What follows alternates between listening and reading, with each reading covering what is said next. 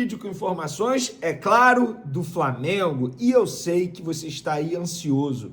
Vê e as contratações e o presente de Natal. Chegamos no dia 25 de dezembro e o Flamengo ainda não avançou por ninguém, ainda não contratou ninguém. E eu vou explicar o porquê disso. Porque muita gente me pergunta, Vene, tem chance de o Flamengo contratar alguém antes de resolver a situação da renovação de contrato do Felipe Luiz?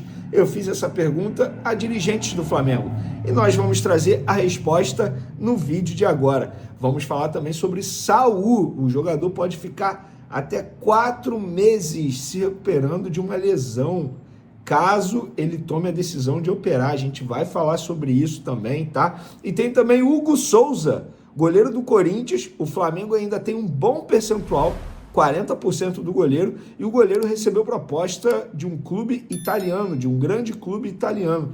E a gente vai trazer aqui se o Corinthians vai aceitar ou não. Se aceitar, o Flamengo ganha uma grana boa aí. Isso e muito mais no vídeo de agora. Vamos para as informações? Vamos lá. Antes eu vou começar falando do Hugo Souza aí. O Corinthians recebeu uma proposta de um clube italiano. O site Meu Timão trouxe essa semana que o Milan fez uma proposta ao Corinthians e os valores foram considerados baixos. E eu fui apurar qual foi essa proposta do Milan e eu consegui descobrir. O Milan ofereceu ao Corinthians 6 milhões de euros, mais 2 milhões em metas estabelecidas. Ou seja, poderia chegar a 8 milhões de euros. Mas o Corinthians recusou, além de ser uma proposta considerada baixa pela diretoria do Corinthians. Tanto o Corinthians quanto os empresários do atleta têm a informação que um outro clube europeu, e eu não consegui descobrir qual vai fazer uma proposta em breve e bem maior do que essa. Então, por conta disso, o Corinthians não aceitou e nem os empresários avançaram nas tratativas. Lembrando que o Flamengo é dono ainda de 40% do atleta, tá? O Flamengo vendeu 60% de Hugo Souza ao Corinthians por 800 mil euros, vocês vão se recordar disso. Uma negociação que deu o que falar até os minutos finais, mas o Flamengo está de olho aí, torcendo para que o Hugo Souza seja vendido, e aí vai pingar uma boa grana. Exemplo, tá? Vou dar um exemplo. Se ele for vendido por 10 milhões de euros, o Flamengo tem direito a 40%, 4 milhões de euros vão cair ali nos cofres do Flamengo. É isso. Então tem que torcer para ele ser vendido por uma boa quantia. Galera, no último vídeo eu havia prometido para vocês que ia trazer aqui um resumão do que foi a apresentação do BAP. E eu vou pegar aqui assuntos que eu achei bem relevantes. Primeiro, ele disse que vai diminuir a média de idade do elenco, não vai fazer contratações de jogadores acima de 26 anos. Na verdade, ele usou dificilmente fará contratações de jogadores acima de 26 anos. Ele disse que o Flamengo terá um avião próprio. Ele disse, nós compramos em média 29 voos fretados por ano. A gente negocia cada um deles individualmente. O que estamos pensando em fazer é trazer uma aeronave com 90 lugares e estilizar ela de Flamengo, garantir 3 anos de contrato. Nossa ideia é vender o patrocínio e transformar o Aeroflá em um produto a alguém que queira patrocinar a nossa logística. Cara, eles pensam muito em dinheiro. Poupança para estádio próprio. Agora temos um prazo estendido e o compromisso documentado. O terreno do gasômetro é do Flamengo. Os estudos da FGV ajustaram o projeto e custos associados. Vamos criar uma poupança prévia para que na hora certa decida se faz e como fazer o estádio. O próximo passo é a saída da Naturge do terreno. Ela pode sair em até 4 anos. A gente espera que seja o mais rápido possível. A gente só pode fazer uma descontaminação mais profunda do terreno quando eles saírem. Camarote no Maracanã, estilo Santiago Bernabéu, e rede no setor sul para os visitantes, tal como o Palmeiras faz, Atlético Mineiro faz, botando aquela rede, atrapalhando a visão dos torcedores visitantes. Ele falou o seguinte, vamos elevar o padrão da estrutura do Maracanã. A gente está fazendo um camarote da presidência que vai ser nível Santiago Bernabéu, que é o estádio do Real Madrid. Inaugura agora em janeiro. Vamos fazer uma série de intervenções, tem aquela rede em alguns lugares, a gente recebe super amistosa, que tem no campo do Atlético Mineiro e Palmeiras. Vamos ser recíprocos. Se recebe a gente com aquela M de rede, vai ter uma pior e mais fechada no Maracanã. Quem tratar bem o Flamengo será tratado bem quando vier jogar aqui. Tacou uma pedra na gente, nós tacamos uma montanha em você quando vier aqui. O BAP, sempre ele dando essas declarações. Ó, galera, gramado do Maracanã, padrão FIFA, modelo FIFA. Ele disse, contratamos uma consultoria da FIFA que avaliou o gramado do Maracanã de 1 a 5. Hoje a nota é de 3 a 3,5. Em 2026 queremos ser 4 e em 2027 queremos ser 5. Tivemos 120 milhões de reais de faturamento no Maracanã em 2025 e vamos fazer 192 milhões de reais em 2026 sem shows e sem gramado de plástico, que é a grama sintética. Um mini estádio no Ninho do Urubu. Estamos na fase 2 da obra, dos vestiários. Até setembro, outubro do ano que vem, o mini estádio vai estar pronto no CT para 4.500 pessoas para receber jogos da base. Pô, isso aqui é maneiro demais. Parabéns novamente à diretoria do Flamengo por essa apresentação feita aos conselheiros, que todo mundo pôde acompanhar no YouTube. Eu acho que não só o torcedor do Flamengo, mas qualquer torcedor, qualquer dirigente, qualquer gestor deveria assistir essa apresentação do BAP, porque foi uma aula de profissionalismo e valorização do seu produto e mostrando ali para todo mundo ver como o Flamengo está se tornando grande. Dentro de campo, o Flamengo já deu o recado. Ou os clubes se ajeitam, ou vão ver cada vez mais o Flamengo nadar de braçadas. Fora de campo, essa apresentação deu mais um recado. Ou você se ajeita, ou vai ver o Flamengo ficar cada vez mais longe de você, tá? Vamos lá. Informação sobre Saul, tá, galera? Ele tem, só para quem não sabe, uma tendinopatia inserciona do Aquiles, ou seja, que é um osso proeminente no calcanhar que gera dor no local. E ele está consultando médicos particulares na Espanha para saber qual é o melhor tratamento, se é conservador, se é cirúrgico.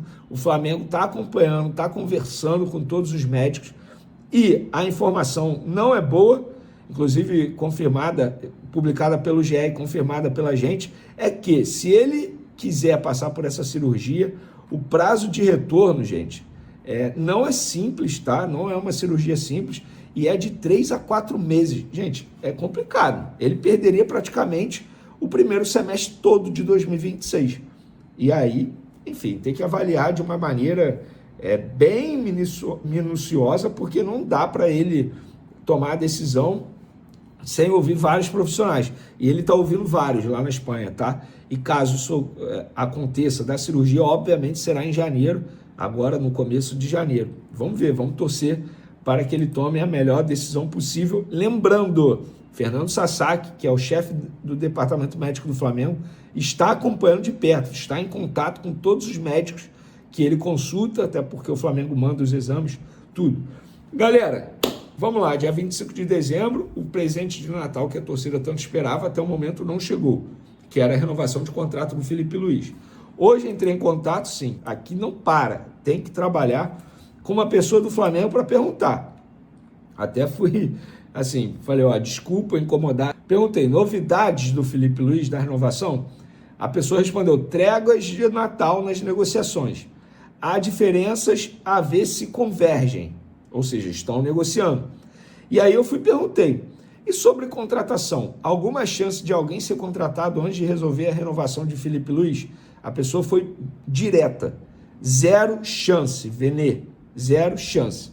Inclusive até questionei, tem propostas, os jogadores têm propostas para sair, vários têm, mas não vamos mexer até definir quem será o treinador. Agora, bom Natal, valeu, Venê, a pessoa respondeu. Então, gente, você que me pergunta se o Flamengo vai fazer contratação antes de resolver a situação da renovação do Felipe Luiz, a resposta está aqui através de uma pessoa do Flamengo. Não tem nenhuma chance disso acontecer e eu acho certo, tá? Imagina, o Flamengo contrata, vou dar um exemplo aqui, o Vitão, que é um jogador que o Flamengo tentou aí algumas vezes, inclusive nos últimos meses, mas está mais próximo do Cruzeiro hoje, eu avisei só vocês. O Flamengo contrata o Vitão. Aí, hipoteticamente falando, Felipe Luiz não fica, o Flamengo traz outro treinador. Esse treinador não gosta do Vitão e não vai utilizá-lo. E aí? E aí? O Flamengo faz o quê? Eu acho extremamente certo esse tipo de decisão. mas a temporada começa agora, tem que resolver logo. Sim, eles estão tentando resolver.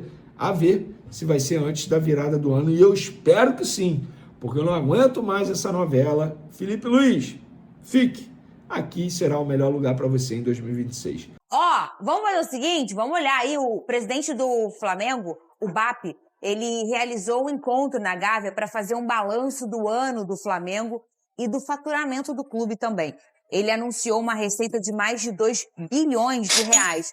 A gente preparou uma reportagem sobre os detalhes. Cadê? O ano do Flamengo foi muito melhor do que o esperado. 4 títulos em 2025: Carioca, Supercopa do Brasil, Brasileirão e Libertadores. Além de chegar à final do torneio intercontinental e perder nos pênaltis para o PSG. O clube termina a temporada com conquistas e com muita grana no bolso. No primeiro mandato do presidente Luiz Eduardo Batista, o BAP, o rubro-negro anunciou um faturamento de mais de 2 milhões em 2025. Nós crescemos 761 milhões de reais de faturamento em um ano. 761 milhões de reais de faturamento no ano. Alguém sabe quanto faturou? Qual foi o clube que faturou 761 milhões em 2024? São Paulo, pouco mais do que isso. Nós crescemos em um ano o faturamento de um São Paulo, que era o 4º faturamento do Brasil. Então, isso é um crescimento de faturamento. A receita recorrente é aquela que você olha para ver a tua saúde. O que acontece se o Flamengo perder tudo esse ano, não ganhar nada, a casa cai? A gente fatura 1 bilhão 472 milhões de reais. O orçamento do Palmeiras para o ano que vem, com tudo dentro, é 1,2. Então, nós temos um fôlego e uma musculatura para irmos por muito mais. Com o número de venda de jogadores e premiações, além de acordo de novos patrocínios, o Flamengo conseguiu superar o valor esperado. O recorde anteriormente era de 1,3 bilhões. Inicialmente, o clube previa receber 228 milhões com venda dos atletas. O valor arrecadado, no entanto, foi superior a 545 milhões de reais. As 3 maiores negociações foram Wesley para a Roma, com 162,2 milhões. Em segundo lugar, Gerson para o Zenit, com 160,6 milhões. E em terceiro, Alcaraz para o Everton, por 96 milhões. Para 2026, o planejamento do clube é manter o elenco e investir em jogadores mais jovens. A gente não precisa vender e nós vamos manter o elenco e reforçar onde for necessário. Nós não precisamos queimar ativo para fazer caixa no ano de 26. Isso pode fazer muita diferença no ano onde pelo menos 17 clubes da Série A vão ter que fazer esse tipo de movimento. Nós vamos continuar no processo de reforço do elenco. Não vou entrar muito nos detalhes, mas a gente precisa reduzir a idade média do nosso elenco para jogar 75, 80 partidas por ano. Você tem que ter jogadores mais fortes, mais jovens. O rubro-negro também fechou o ano com um caixa livre positivo, superando a meta de 161 milhões para 218 milhões. O presidente BAP não comentou sobre a renovação de Felipe Luiz, mas o que tudo indica é que falta pouco para esse acerto. Com um faturamento bom, a diretoria quer manter o mesmo planejamento para ir em busca de mais conquistas em 2026. Alguns pontos interessantes aí em relação à projeção do Flamengo para o ano que vem. Primeiro, boa tarde para você, Tartar, para você, Vene Casagrande, para você de casa. Ele fala, Vene, que não precisa vender um ativo para se sustentar em 2026. Um ativo, no caso, seria, gente, um jogador de futebol, alguém que está ali no plantel. Isso é uma das coisas mais nocivas para respostas esportivas no futebol, em que você consegue equalizar um time, ele é campeão, e aí depois ele se desmantela, porque o mercado se abre para aqueles jogadores, você começa a vender e você começa a desestruturar o seu time. Não ter esse desespero financeiro é um ponto muito importante para o Flamengo em 2026, Vene Casagrande. Perfeito, Fernandinha. Antes de mais nada, eu gostaria de parabenizar a diretoria do Flamengo por essa apresentação. Eu acho que essa apresentação deveria ser assistida por todos, não só para quem torce para o Flamengo, para os torcedores rivais e também para os gestores dos clubes rivais, porque durante 1h40 a gente pôde ver ali uma aula de profissionalismo. Num determinado momento o presidente BAP deu mole, mas a gente não vai entrar nesse mérito agora, depois a gente pode até debater sobre isso, mas ele mostrou ali para o público como o Flamengo vem crescendo fora das 4 linhas também, não só dentro das 4 linhas. Um nível de profissionalismo absurdo, e o Flamengo sempre teve essa oportunidade de ter esse sucesso em relação a números. Estamos falando do primeiro clube da história do futebol brasileiro a ter uma receita de mais de 2 bilhões. Inclusive o Flamengo vai ter 1 bilhão para poder fazer contratação. Quando a gente fala contratação, envolve também folha salarial. E sobre o que você acabou de mencionar, é extremamente importante. Vamos pegar o próprio Flamengo nessa temporada de 2025. Para poder montar o elenco que tem hoje, o Flamengo teve que vender jogadores. Vendeu o Wesley, inclusive eu falei isso aqui durante alguns dias atrás. Isso valoriza ainda mais o título do Flamengo, porque mesmo passando por muitas mudanças na equipe, no elenco, mesmo assim o Flamengo conseguiu conquistar os títulos importantes que foram conquistados, tendo sucesso dentro de campo. Então eu acho que, em relação ao time, essa parte foi a mais importante na apresentação. Outro ponto que me chamou a atenção é quando ele diz que não vai precisar vender para fazer contratação, ou seja, vai manter a base, mas só pensa em contratar jogadores com até 26 anos. Qual é a ideia da diretoria? É reduzir a média de idade do elenco. E eu acho que está certo. Se a gente pegar como comparação o jogo contra o PSG entrou em campo com uma equipe com média de idade de 22 anos. E o Flamengo com uma média de idade de 30 anos. Isso quer dizer que, quando você, hoje, o jogo atual, o futebol atual, exige muita intensidade, você, quando tem um elenco com uma média de idade alta, a tendência é que você não consiga ter a mesma intensidade. Então, eu acho que o torcedor rubro-negro, se antes eu já falava para ter muito orgulho, agora o Flamengo mostrou em números por que o torcedor rubro-negro tem que ficar extremamente animado e motivado para a próxima temporada. E foi mais um recado para os demais clubes. Ou vocês se ajeitam, ou cada vez mais vocês vão ficar observando o Flamengo brigar por títulos e conquistar títulos, tal como outras equipes. Essa questão da média de idade, Tartar, ela é uma grande polêmica no futebol, né? E a gente olhar aí na última década, o maior perfil de um time vencedor é a intensidade. Isso tá sendo muito forte aqui no futebol sul-americano, na verdade no futebol mundial. A intensidade, ela é o grande motor do futebol, para o futebol acontecer e para um time tocar em taça. E aí você olha nos últimos tempos, aí, por exemplo, a média de idade do Fluminense em 2023, ela era altíssima daquela Libertadores, inclusive nessa Copa do Mundo de Clubes também. Era um perfil daquele time do Fluminense, a experiência, né? E aí você também vê alguns times que têm uma média de idade menor. Você acha que isso é muito determinante hoje para o nosso futebol aqui, do nosso calendário, que é tão intenso? Qual o seu olhar sobre isso, Tartar? Não devemos menosprezar, né, os jogadores mais velhos, né? Tanto que no próprio elenco do Flamengo nós temos jogadores com média de idade alta e que entregam muito, né? O caso do Arrascaeta, jogadores com mais de 26 anos. Mas hoje o futebol moderno não tem jeito.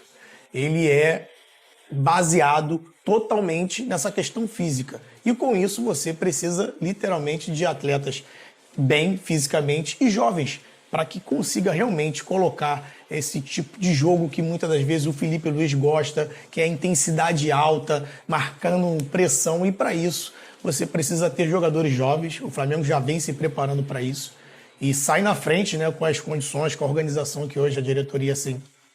Mas na hora que o calo aperta, Tartar, aquele calinho, sabe? Aquele golzinho na Libertadores, foi o 30 a mais que fez, né? Exato. Foi, né?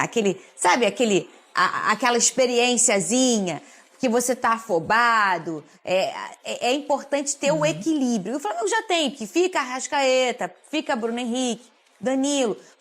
O Flamengo tem esses jogadores experientes. E eles são importantíssimos para você equalizar um ambiente.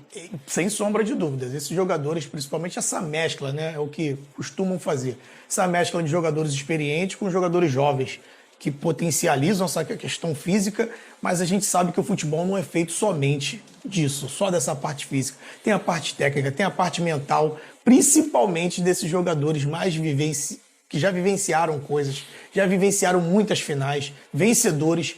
Então, às vezes, é um conselho, um ajuste dentro de campo que, sem a intercessão de um treinador, ele consegue fazer ali e muda uma partida. E eu acho, Vene, pelo o tipo de cobrança que sempre teve no futebol, né? Eu costumo falar que no Brasil a gente cobra mais o jogador de futebol do que o político, né? Que cuida da nossa região. A gente cobra muito o jogador de futebol. E além disso tudo, começa a você ter esse calendário, os caras vivem mais longe da família do que perto, a pressão mental é muito grande, a exigência psicológica é muito grande. E aí você também tem uma força mental, o Vene Casagrande, para você ser campeão, é tão importante quanto a questão física. E aí você vem também com esses jogadores experientes que têm esse lado mental, como o Tartar trouxe, essa questão da experiência faz a diferença. Que foi importante para o Flamengo nessa temporada, que foi uma temporada de sucesso. Por exemplo, você mencionou o Danilo, que acabou fazendo gol de título importante, o Jorginho, que para mim agregou demais.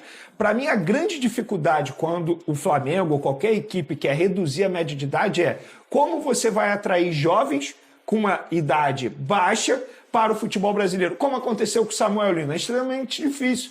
É muito mais fácil para uma equipe europeia contratar esses jogadores jovens por conta da questão financeira, o poder econômico, e assim, não tem como você bater de frente. O dinheiro está lá na Europa, o dinheiro não está aqui no futebol brasileiro. Então, como que você vai atrair esses jovens jogadores para atuar no futebol brasileiro, sendo que também tem o mercado europeu se abrindo para esses atletas? No caso do Samuel Lino, o Flamengo ganhou a concorrência de um Napoli. Isso não sou eu que estou falando. Foi o próprio Samuel Lino que disse em uma entrevista para a Flamengo TV, que a proposta estava na mesa e ele poderia ter ido para o Napoli. E ele optou vir para o Flamengo. Como é que você atrai esses jovens jogadores? Mostrando para eles que o projeto de carreira que pode ter aqui no Flamengo é tão agradável quanto você jogar no futebol europeu. E de fato é. Hoje você jogar no Flamengo, você está sempre brigando por título. Você tem uma visibilidade absurda. O Samuel Lino foi convocado para a seleção brasileira a contragosto de muita gente. Por que ele foi convocado? Porque o Flamengo deu uma visibilidade muito boa para ele no futebol brasileiro. Então essa vai ser a maior dificuldade para o Flamengo nessa redução de média de idade do elenco.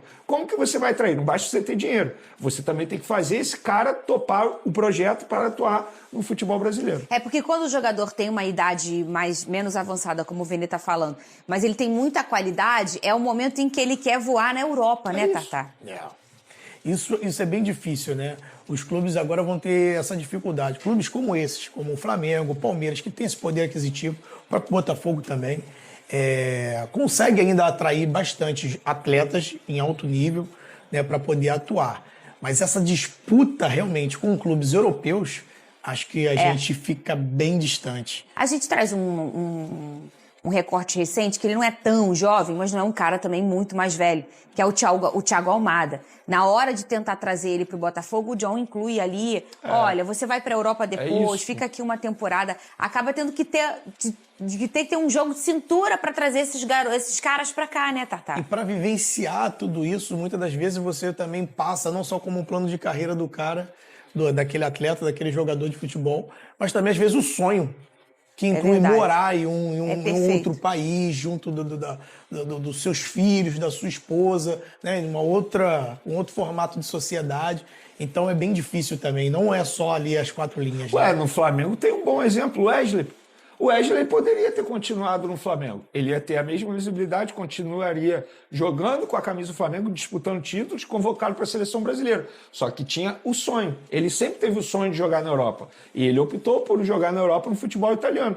E é basicamente isso. E além do sonho, tem o medo também de morar aqui. Né? E como o Jorginho teve que convencer a esposa. Foi isso? Ele trouxe a esposa antes de assinar com o Flamengo. Vamos lá conhecer o Rio de Janeiro. Aí teve até a ajuda da Juliana Paz, vocês vão se recordar, porque o marido da Juliana Paz é empresário do Jorginho também. Então, assim, teve todo esse approach para ela conhecer o Brasil, o Rio de Janeiro, para entender que seria bacana morar aqui.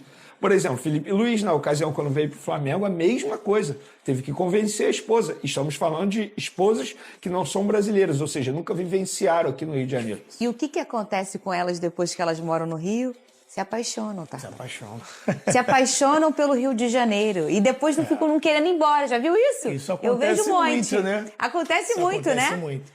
Até porque esses atletas que a gente está falando, que são jogadores da primeira prateleira, têm um poder aquisitivo muito legal, muito bom. Então eles moram em bons lugares, né? Frequentam bons lugares, eles não frequenta, vamos dizer, uma parte tão complicada da cidade. Perfeito. Né? Então, consegue sim, né? Um jogador de futebol e tal. Lógico, tá dentro desse sistema que nós vivemos, que é o Rio de Janeiro. É uma bolha à parte. É uma bolha, uma bolha à parte. Uma bolha bem maneira. Bem Uma maneira. praia bem bonita, legal. com um restaurante De gostoso. vez em quando eles furam a bolha. O caso do Rossi acabou Porque tendo tem que carro sair do alvejado. Maracanã, tem que sair do Exatamente. Newton Santos, tem que sair de São isso. Januário, tem que se deslocar pro CT, que às vezes o CT não é tão bem, né? É um lugar que você precisa se deslocar. Sim. Mas no todo, é uma bolha bem interessante. Bem agradável. Ó, o camisa 10 do Flamengo, Arrascaeta, é um dos finalistas do Prêmio Rei da América 2025, concedido pelo jornal uruguaio El País desde 86. Ele concorre ao lado de Messi e de Adrián Martínez, do Racing. Nessa temporada, o jogador disputou 64 jogos oficiais pelo Flamengo, marcou 25 gols e deu 20 assistências. O Arrascaeta também esteve na disputa em 22 e acabou ficando em segundo lugar.